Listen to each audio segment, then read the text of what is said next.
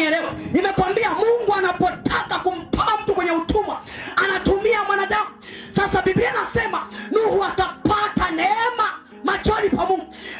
Mungu alitaka kuokoa kizazi cha Nuhu. Sasa ili aokoe kizazi cha Nuhu anamtumia nani? Akamwangalia mtu aliye safi, akaona Nuhu. Biblia inasema Nuhu akapata neema machoni pa Mungu.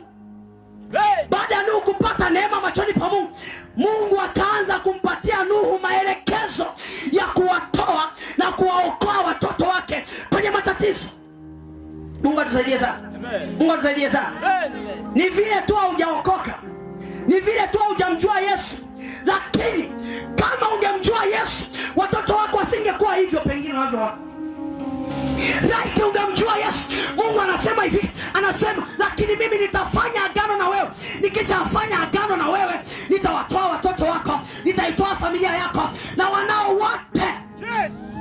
Mungu atusaidie sana. Mungu atusaidie sana. Baada ya hapo mvua ikaanza kunyesha kwenye ulimwengu.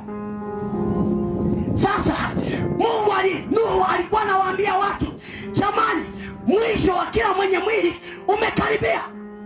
Tubuni, mrejee kwa Mungu. Nuhu anawaambia watu, tubuni, maana Mungu ameshasema ghadhabu yake imewaka juu mbinguni kwa ajili ya dhambi za wanadamu, kwa ajili ya dhambi zao, kwa ajili ya wanavyoharibu maisha yao wenyewe. Mungu akasema nitaiteketeza dunia yote.